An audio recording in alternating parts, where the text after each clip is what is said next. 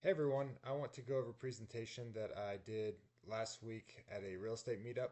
Um, Unfortunately, we didn't film at the meetup, so there were some really good questions during and after the presentation, and those won't be captured. But if you have any questions, please feel free to reach out to me directly, or you can make comments in the video, and I'll try to get back to you. So today we're going to talk about the real estate walkthrough, how to quickly identify repairs, and improve cost accuracy.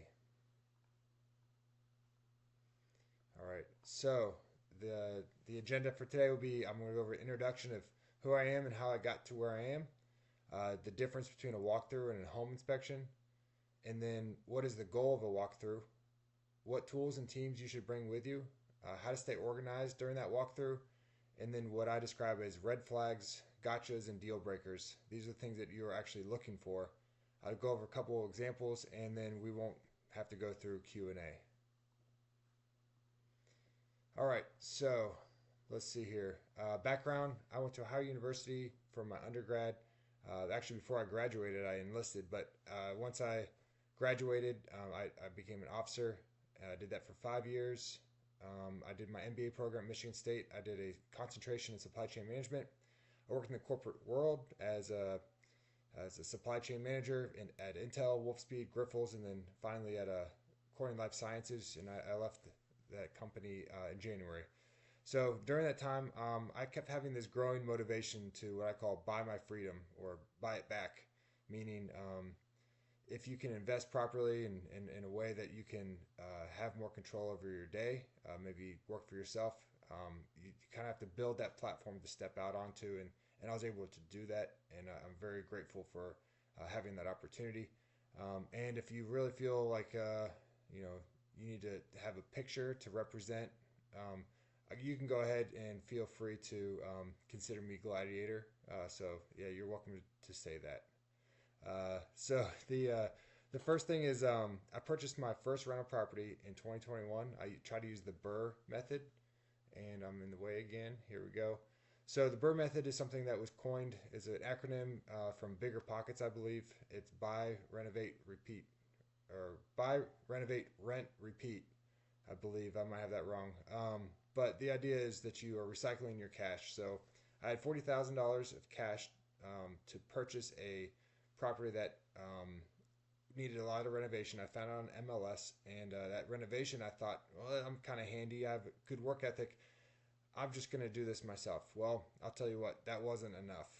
There was electrical issues, HVAC issues, things that I could not do, especially without a license legally. So it took me 14 months and $110,000 total invested.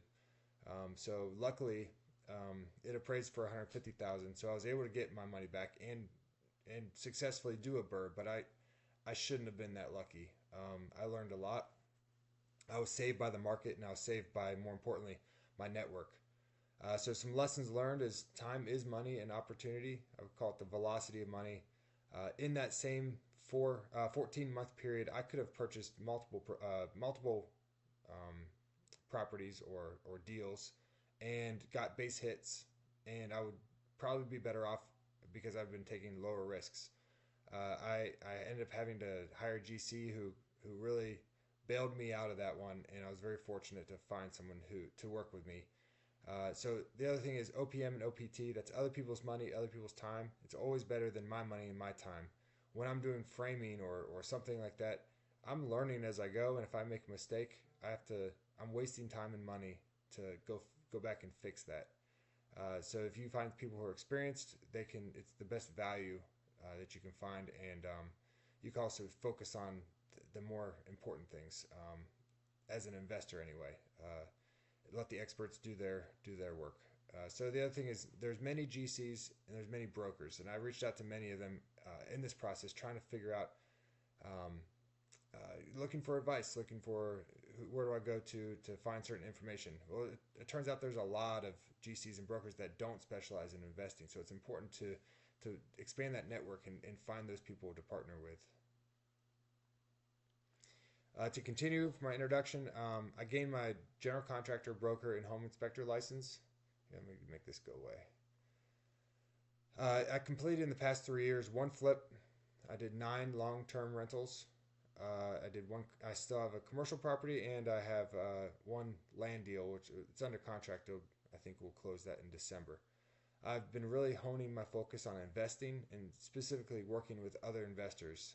I feel like having a clear focus of who my customer is has been very important. I also, if you were interested in how I spend my day, I view it as like an ecosystem. So I have this kind of weird graph. I'll probably have to change that, but it kind of explains what I'm. It's all centered around my investing. So I do inspecting, I do contracting, I do brokering, and they all feed into my investing, and also it feeds out to others in that industry as well. So my home inspectors uh, bubble, I'd say I do about one a day, and I'm also working on learning my or getting my septic inspector and septic installer license, and that'll be coming around in October. I've got a general contractor license, but I do my own investments primarily. But also, as other investors are looking for someone to help, I remember that feeling, and I'm also helping out other investors as well using my GC license. I partner with other brokers to help find investors, and we help those investors find properties. And the last is I'm always looking for great deals to buy. So the next thing is walkthrough versus home inspection, and how they're different. So a walkthrough usually is called a showing. You schedule that in showing time. It's typically 15 or 45 minutes. Often the person who owns the property is there. All of their stuff is there. And what is, I guess you say, typical or acceptable might not be the same. Where they might not feel comfortable with you crawling around in the crawl space or walking up in the attic or anything like that. So this is a very short thing where you have a short amount of time. There might be other investors. There might be other people at the showing. So it's not a home inspection. So I'll go into why or the differences next. So a home inspection must be conducted by a licensed inspector. They have a standard of practice. It's a document that's 60 to 80 pages. Sorry, it's a large document, but the inspection report after your inspection is about 60 to 80 pages, and then you have 9 systems, and each of those need to be inspected. So this is something that takes 2 to 4 hours typically. It really depends, and then you can also do other things where, let's say there's an ADU or there's a shed, the things that might not be typically under inspection, you can include those as well, and it takes extra time. So the things you are doing in a home inspection are removing electrical and HVAC panels. You are either walking the roof or you are using a drone to take photos of your flashings, the shape of the shingles, looking into the gutter trays, everything. You're crawling around in the crawl space. You're accessing the attic and anywhere there's a walking board. You are looking at the roof sheathing. You are looking at the framing. You are looking at any type of hurricane ties, anything, everything. You're testing the plumbing by running the water. You're using tools uh, to test different electrical things, like for your outlet tester to see if it's open ground or not. This is a very comprehensive inspection, and it's used. And actually, it's the next slide, so I'll go there. Not next slide. So for this one this is the structure of what a home inspection uses to stay organized. So you can see all these different areas. You have the exterior, which is like your wall cladding. It has your driveway. It has your grading. In structural, you have your framing. You have your foundation, everything like that. Roofing, we talked about the shingles. You talked about the penetrations through the roof, where there's flashings and then plumbing. This one's actually expanded out. You can see where's your main water supply. What is used? Is it PEX? Is it copper? Is it polybutylene? Your water distribution systems, same deal. Like what type of materials are being used? Drain would be like your PVC pipes or the cast iron, the things that are not just draining water but also venting. And then your water heating equipment. what is being used. Is it a tankless? Does it have a tank? Is it electrical? Is it gas? And then all the different pieces that go into each one of these. So all the way down, I'm not going to go through all of them. You are looking at a very comprehensive inspection of every system in a house. All right, so the goal of the walkthrough, we'll go through that.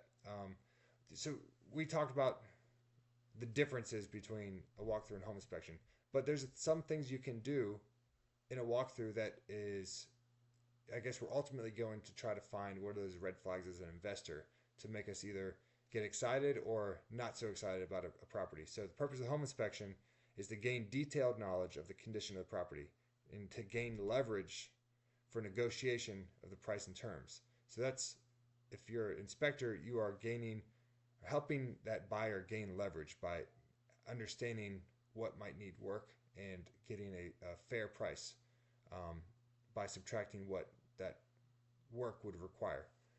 And it's usually required by conventional loans. So anyone who underwrites a loan, they want to know the condition of the house and they'll want to see a home inspection. Also, a point that's not in here is if you do a home inspection and you find problems, significant problems at least, ones that are pricey or require a licensed person to repair, that person who's selling it cannot, if you fall out of contract, they cannot put it back on the market without disclosing that there's material findings. And that's really important for whoever the buyer is, because that gives them another leverage point, because that's time wasted and it's also, it looks bad for the seller. So they want to avoid that. Purpose of the walkthrough, it's decide if you want to go into contract. And it's kind of a back of napkin math for renovation. So whatever it is as an investor that you are using to determine what is a good deal, this is where you do that.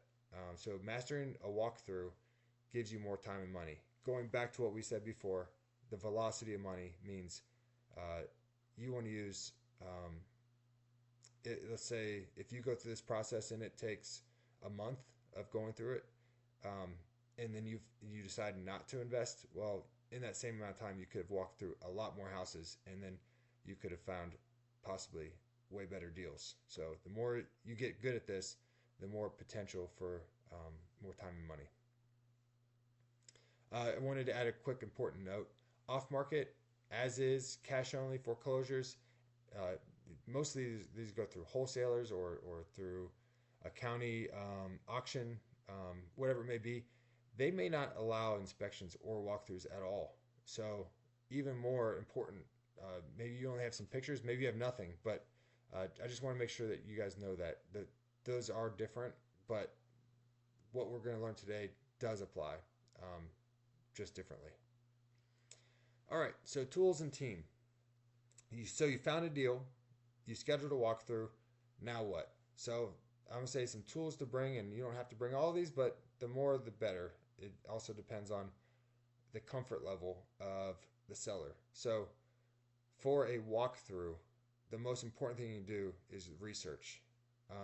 Understand what the comps are. What is sold recently? Is it a local comparable house? The more comparable it is and the most recent, the better. Then also you want to go to GIS and you want to log in, or I guess you don't need to log in. You just need to type in that address and see what's there. This will also show, were there additions? What's the tax rate? Are there lot line discrepancies? All kinds of stuff. You want to look at the zoning, and that's also in the GIS data. The zoning will tell you the size of the lot, if you can even do additions. It'll tell you, well, this is a residential property, but why is it on a commercial lot? Those kind of things. You're looking for something that might stick out as a problem. Sewer versus septic. Sewer to me is always better. It's something that it doesn't. I mean, obviously it can back up, but there's so fewer problems with sewer than septic. But septic is not necessarily something you should avoid. It's just something you need to look into further, especially if it's an older house. City water versus well. That same, almost identical reason. You don't know the condition of the well. and you're probably not going to find out on a walkthrough. So that just means there's an extra step and extra risk. So the things you want to bring is a ladder. I'm not saying to get on the roof, but if you can peek, you can see a lot. If you get into an attic through a scuttle, you can see a lot. Don't I do not ask or I do not recommend um, crawling around in an attic, because if you fall through, you bought that person their ceiling and whatever cost that is. Also, you might not you're not insured for that kind of work, so you should be really careful, and maybe I should put an asterisk next to the ladder. Uh, Flashlight is very important. You can use a flashlight not just to see in the dark, but you can see if you shine against the wall, you can see if there's any recent repairs. You can shine across the floor to see if there's any buckling or humps in the ground. You can use it to find a lot of different damage or areas of damage that you wouldn't otherwise be able to see very well. A tape measure, I underline this because it's super important. Every state's, not in every state, but oftentimes if someone's selling a house, they will look at or they'll guess the size of the house. And if there's a covered garage or what do you call it, like a carport, sometimes they'll count that as living space because they're just looking at a satellite image or something like that. Or they're going off someone else's word. But if there's no HVAC system in a room, it's not conditioned space, it's not living space, and it doesn't count towards your square footage. So find a good broker, talk to them about that, and then also understand how to measure. You can look up online how to measure actual square footage, and that is a very important thing to know and get right. Overalls, if you're going to crawl in this crawl space, you have permission, and yeah, you don't know what kind of mud is down there, and that mud might actually be sewage that has mixed with dirt, and you don't want to be getting that on you. So gloves, overalls, respirator, or just peek in there, and that's probably the right answer. Because once again, what if there's an open splice, there's water, and now you got electrocuted under house without insurance? Receptacle tester. So if they say they've updated their electrical, you're like, okay, we'll see. You put the tester in the outlet, and the middle light shot is the only one shining. Well, okay, they didn't update the electrical, and you know that's going to be an important part of your budget. I like to bring a checklist and a notepad. A notepad can also just be a shared Google album. So when we talk about the team below, this is what you're going to take your pictures everywhere, and you're going to put the things you see, and you're going to have, let's say, a general contractor is going to fill in the price estimate for each of those items. So while you're there, while it's fresh in your mind, you can all be, I guess, playing off the same sheet of music, so to speak. So the team to bring, and you don't need to bring all of them. Some can be on call or whatever, but these are the four probably most likely to have a relationship with. Bring him along if you can. Broker, this one's really important because they're going to help provide an ARV or after renovation value. They're going to do a CMA or competitive market analysis, and then also they're going to be better at talking with the listing agent, building that relationship, and seeing, where are the pain points of that seller, and maybe that'll help with negotiation or maybe information that you wouldn't otherwise get from just the MLS. Property manager, they should be able to know through a walkthrough what that house could rent for and what it currently would rent for without renovations. And then they can also suggest changes. So they might just say, hey, this space right here, you should just make this a bedroom. Or they might say, this carpet, they're not going to care, leave it. Once it goes bad, replace it. They're going to give you, a good property manager will give you good advice that'll either save you money, time, or help you understand if those numbers that you are planning will work. General contractor, obviously, they're going to do all the repairs and improvements. And then home inspector, you don't necessarily need to have them involved. But if you see something, you can help. You can send them a picture or have them come along to check something. It's the big red flags and deal breakers. They're going to have a lot of experience going through houses daily, seeing common problems, and they're going to know certain things. And I'll talk about in the next couple slides, but like the date of the house might be something that you should pay attention to because um, common problems are usually around common uh, dates of when houses were built. So let's move on. Staying organized, I like to start outside. I look far and try to see the big picture. It might be, is this a busy street? Is this a sloped lot that, and not in a good way? Are there major trees? What are the neighbors? Do they keep their houses in good shape?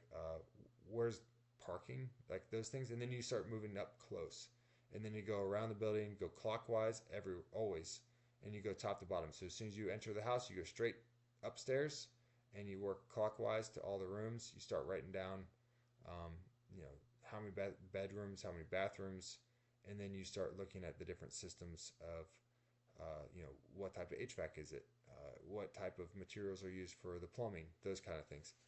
Take pictures of all sides, top and bottom, and all systems because you're not going to remember everything. And sometimes you take a picture of something unintentionally, like, oh, where was that main panel? Was there a distribution panel? Oh, I didn't look at that. And then you look at a picture of something else because you had so many pictures. Like, oh, yeah, that definitely needs replaced. And now all of a sudden you've got thousands of dollars accounted for that otherwise were not in your budget. Um, and I mentioned before about the date. So know how to focus your search, especially if you have 15 minutes, 45 minutes, whatever it may be. If you're walking into a house before built in 1980, just assume that there's going to be asbestos and lead paint. Um, Wiring might need to be updated. Maybe there's no insulation in the walls. Maybe there's not even any footers. I've purchased houses that literally don't have footers. They just have bricks or block sitting on top of the dirt. And then the other thing to look for is clay pipes. Those are the worst. I think called terracotta, but also a very, very old cast iron pipe is those collapse just as easily. So those are the types of things you're looking for in an older house. Once you get into the 70s and to 90s, HVAC still used R22. So if you have a house that's that old, know that that HVAC system, once it goes out, they don't sell that refrigerant anymore. If they do, it's like someone who has got a warehouse of it and they can charge whatever they want. And so a lot of times there's no parts, and you'd have to just plan to replace the whole system. Also, polybutylene was used, which is a thin-walled pipe, which itself isn't terrible, but the fittings that were used they're known to leak, and water is the thing that's most important to look at because it destroys houses. So polybutylene, know that you're going to have problems and you continue to have problems until you replace the polybutylene, especially the fittings. And then 1990 to now, know that there's things like spray foam, these new technologies that are out there. They make the house super efficient, but there might be some um, hidden things you need to be aware of. For example, a lot of people want to do enclosed crawl spaces or encapsulation. But if you have a gas furnace in the crawl space and you encapsulate it, now you have a system that's trying to breathe its own air, and you're creating carbon monoxide. You also might have humidity issues if you can't get that air out. So you need to look at certain things and see if these were updated. And then also spray foam if there's rotting wood, especially trusses, can be very expensive. If there's rotting wood, the spray foam covers it, and you might have a big problem, and you will never see it. So that's something that you might want to be extra cautious about. All right, red flags, gotchas, and deal breakers. So I have these categorized in red, meaning the worst, orange, meaning be very careful, and yellow, meaning maybe it's not a big deal, but it's something you should budget for. So the deal breakers, and this is my opinion, you might have different level of risk, or you might have a big plan where, hey, we're just going to gut the whole house, I don't care. So just keep that in mind, that this is not a hard and fast rule. This is just one way that I organize it, and there's many other ways to look at it. So zoning non-compliance to me is not worth it, but that's me. Some people say I don't care. the deal's too good, or I know someone in the county and I've done this before. I'm not intimidated. So great. But if there's a non-compliance, that can be a real difficult thing because a variance had to be issued. Sometimes the zoning board would have to vote to even allow you to do what you want to do. Uh, that also applies to things like if you want to do it Airbnb, know where you can and cannot do those because if that is not possible, maybe the deal does not pencil anymore. Look at major repair and additions that were done without permits, and it's hard to know for sure without an expert eye and if there's no paper trail. Just talk to a good broker locally who knows or about that type of situation because an addition without a permit probably has a lot of problems, and I would be pretty scared to leave that as is because I'm always worried about the safety and wellness of whoever is going to be renting. Septic permit missing. This is actually a lot more common than you might think. There's a lot of houses that have septic systems and you don't know where the tank is, where the lines go, and there's no paperwork with the county. So that one, once again, find someone who specializes in that and that you trust, and uh, build that relationship with them to ask those questions to see if there's what are the options and what worst case scenario can you put a septic system there if there isn't, if it's not approved, and if you cannot, then understand what are my options. So gotchas. So move on to the orange one. This is costs that you need to budget for but could be missed. Foundation and slab issues. So you're looking at any type of movement, wall cracks. You've got your brick veneer. If there's cracks there, you can see. Oh well, you might have a corner of the house sinking. Asbestos, wood destroying fungus, insects. Those are types of things that they might not be easy to identify, but they could cost a whole lot, especially if it's the outside rim joists. Those can be quite pricey to replace. Clay, galvanized pipes. Talk about that. Old wiring. Talk about that. Red flags. These are things like, hey, not as serious, but any do-it-yourself work. A lot of people like to do bathrooms. Rarely do they do tiles correctly in a bathroom. So I've seen that before where it looks beautiful in pictures. You go there and they use just regular drywall. They didn't use backer board, and the wall you can push through with your finger, and underneath it's a disaster. Restricted areas. So if something's screwed shut, I've been to houses where the attic was screwed shut because they didn't want you to see that the ceiling or the roof is leaking and everything's destroyed underneath it. New paint means okay, there was a problem. They're covering it up to make it look good just to sell it, and you're gonna have to discover later what they did or what the problem was and did they even repair it properly. So those are the kind of things you're looking for. So we're gonna go into some examples. The top left one is polybutylene. It's gray. They've that big nut on there is a compression fitting, and those are very, very prone to leak. And they also kink because they're thin. So where you see those, just know you're going to have a history of leaks and future leaks if you don't replace it, or make sure it's very well supported if you don't plan to replace it. Replace the fittings, support it very well, and maybe you can get away with keeping it, but know that could be very expensive. To the top right, there's a water stain. So when it's below or downslope from penetration, in that case, it's a plumbing vent. That one is you have a flashing that's leaking. So it might not be very expensive, but in sheathing, replacing that, it can be expensive. Not too bad. What you really want to be careful of, that's a truss system. So if the trusses, the 2x4s that you see right there, if those start to rot, now you have an engineered product that needs to be replaced, and that can be very pricey. And you have to get an engineer involved. So the bottom left, you got black mold or mildew on the roof sheathing. In this case, it looks like the top sheathing closer to the ridge had been replaced already. might ask yourself, like, why would that be all black with mildew if there's no penetration that would cause any leaks? Well, it's because there's no ventilation. So in this case, it's supposed to be a soffit vent with a ridge vent at the top, so you have a flow of air.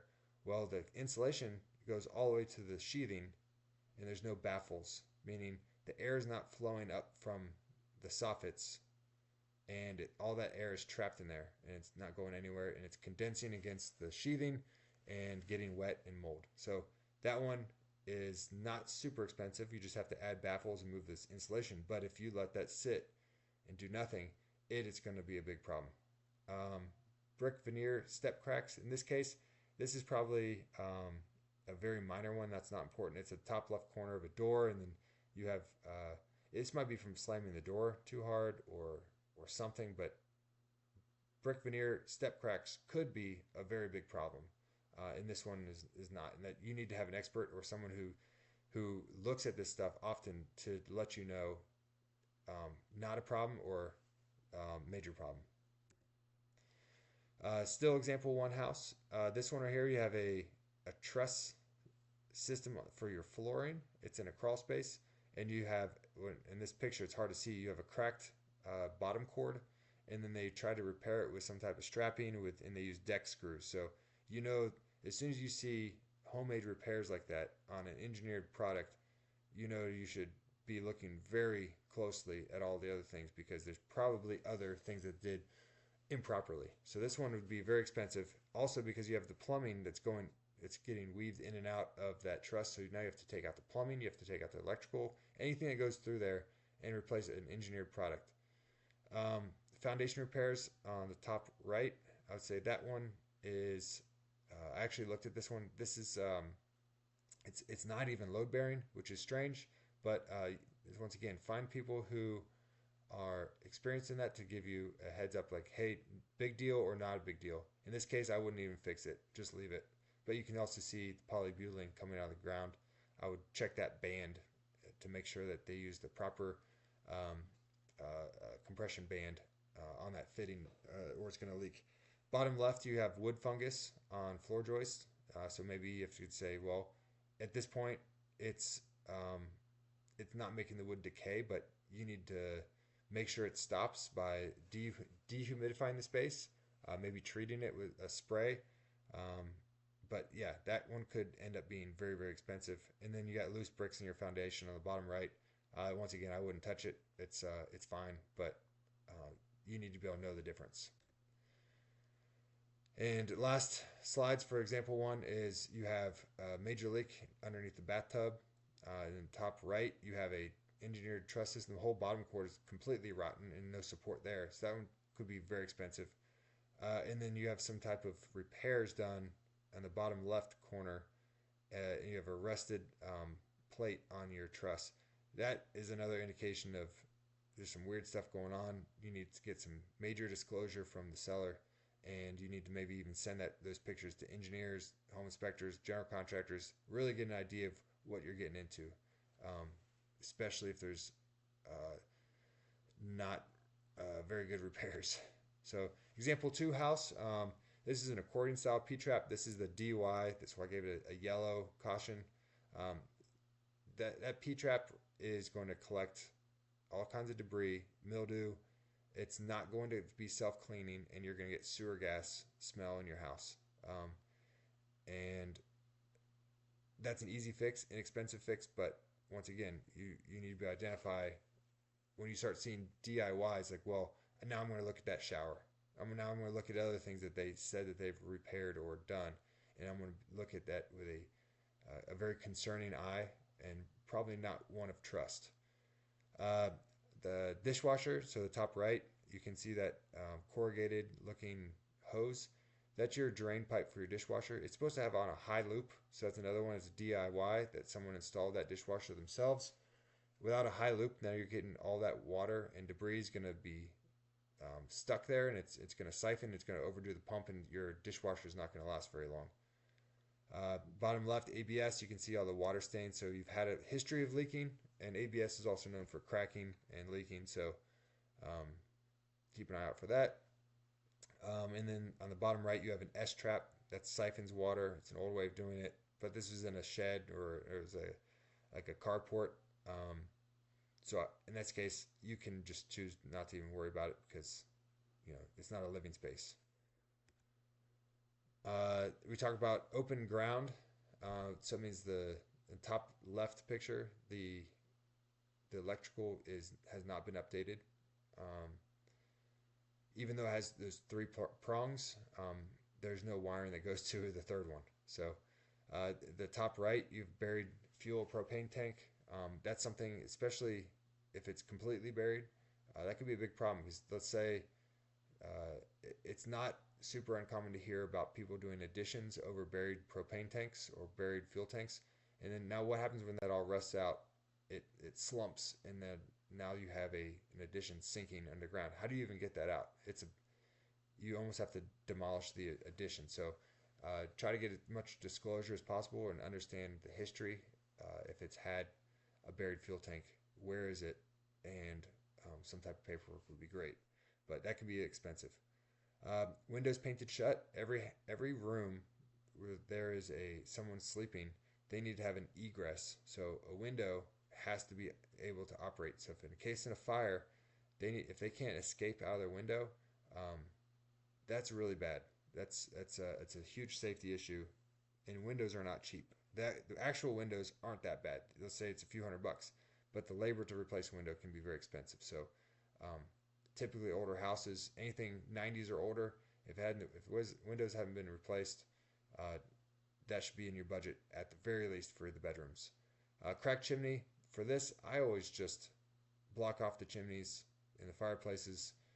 Don't let the tenants use them. If it's on the outside of the house, I demolish them, and I think I've paid as little as $5,000 to have them knocked over and hauled off. So um, newer houses, I would say, uh,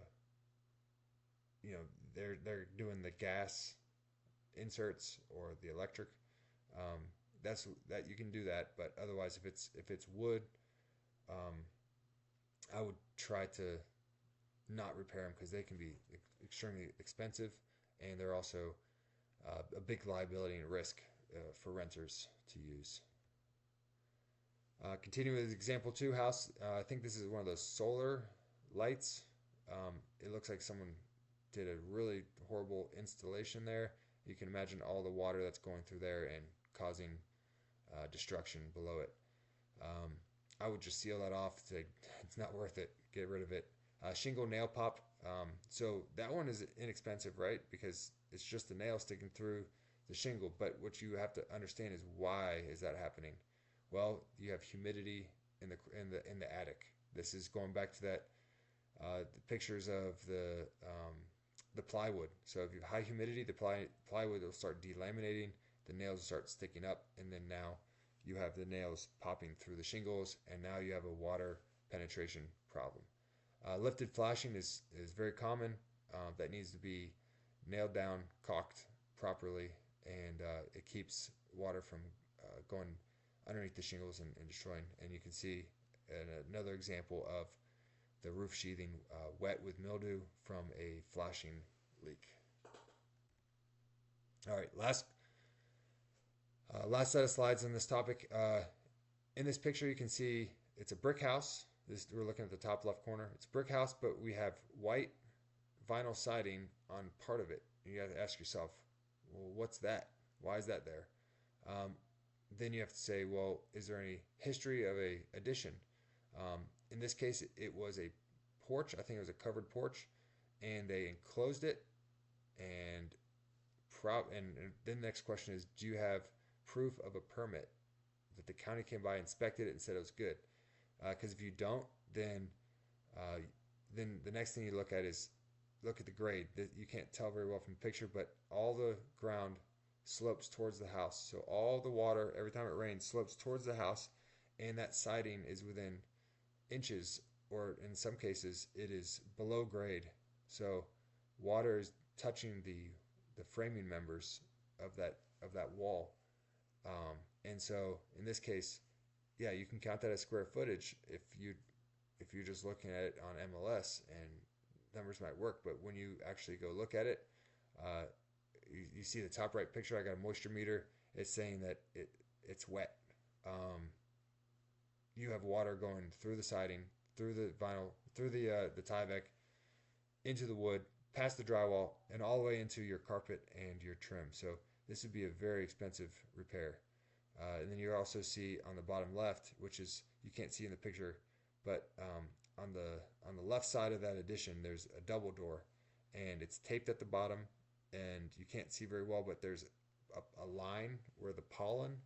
So when it rains, and after the pollen has all around North Carolina, it it left a little line, the high water mark. So in this case, it floods. All that water from the backyard floods and goes underneath that door, and the door is deteriorated, and you've got a big problem there. So in this case, this is a very it's a red caution. This is a be very very careful and plan to spend a lot of money because this one's going to be expensive. All right, so the last slide is my review slide.